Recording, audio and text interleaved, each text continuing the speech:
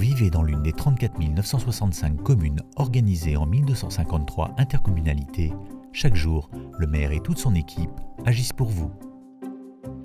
La commune est l'échelon de base de notre organisation territoriale. Selon sa taille et son nombre d'habitants, la commune peut être un village, une ville, une métropole. Certaines ne comptent que quelques habitants en zone rurale, tandis que d'autres en abritent plusieurs milliers en zone urbaine, des centaines de milliers ou même plus de 2 millions comme à Paris. La commune est très présente dans notre vie quotidienne, assure directement ou indirectement un grand nombre de services publics locaux et contribue à améliorer notre cadre de vie.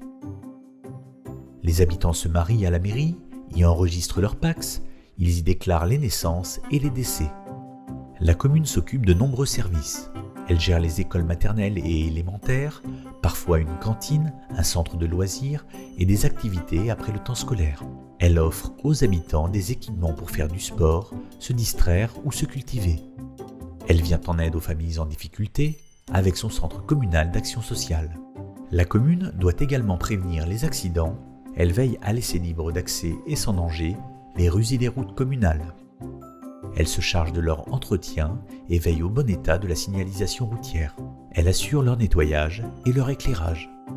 Comme une entreprise, la mairie regroupe des femmes et des hommes aux métiers variés, plus ou moins nombreux selon la taille de la commune. Techniciens et techniciennes, ingénieurs, policiers et policières municipaux, bibliothécaires, animateurs et animatrices ou puéricultrices.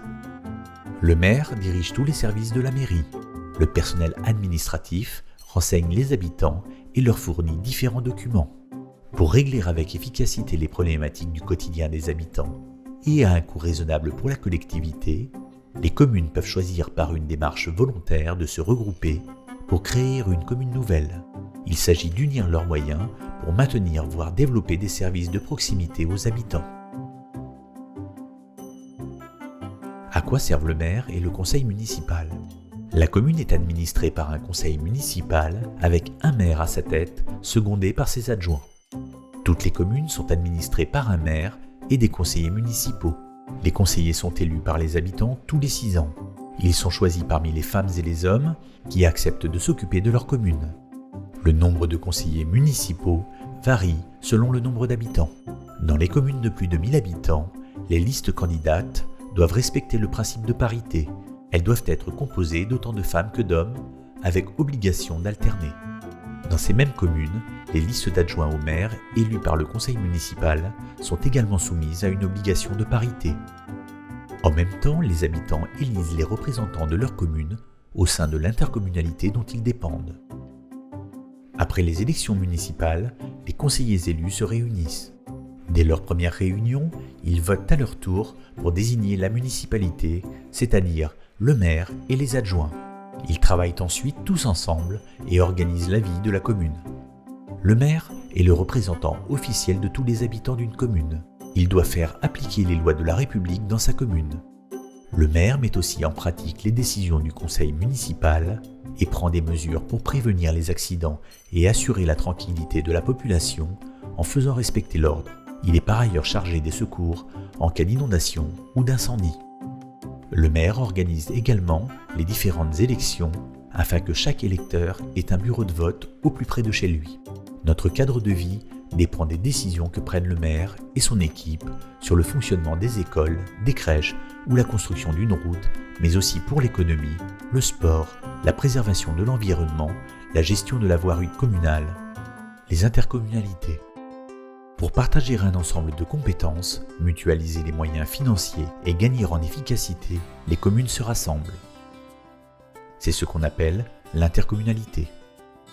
Ainsi, les communes ont pu réaliser des aménagements utiles à tous, équiper le territoire et offrir une plus grande diversité de services aux habitants. Les communautés de communes, les communautés d'agglomération, les communautés urbaines et les métropoles sont nées de ces regroupements. Les intercommunalités, avec leurs communes membres, ont développé de nombreux modes de coopération et de solidarité, afin de faire jouer la complémentarité de leur organisation et de leur action. Cela leur permet de réduire un certain nombre de coûts liés à des services comme les transports urbains de personnes, la collecte de déchets. L'intercommunalité permet également d'élargir l'accès des habitants à des équipements structurants dont une mairie n'aurait pas pu assumer seule le coût. Par exemple, la création d'une médiathèque ou d'une piscine intercommunale. Depuis 2015, un certain nombre de compétences sont prises en charge par les intercommunalités. Il s'agit des principales actions de développement économique, la promotion du tourisme, la gestion des aires d'accueil pour les gens du voyage, la gestion de l'assainissement ou encore de l'eau. Les intercommunalités sont également incitées à se doter de la compétence urbanisme à travers des plans locaux d'urbanisme qui fixent les règles d'utilisation des sols et d'aménagement du territoire intercommunal. Selon le nombre d'habitants que regroupe l'intercommunalité, on parlera de communauté de communes, minimum 15 000 habitants, exception en zone rurale, montagne, etc., de communauté d'agglomération, zone urbaine minimum 50 000 habitants, ou de métropole, comme Nice ou Rennes. Comment sont gouvernées les intercommunalités ? Aujourd'hui, toutes les communes font partie d'une intercommunalité.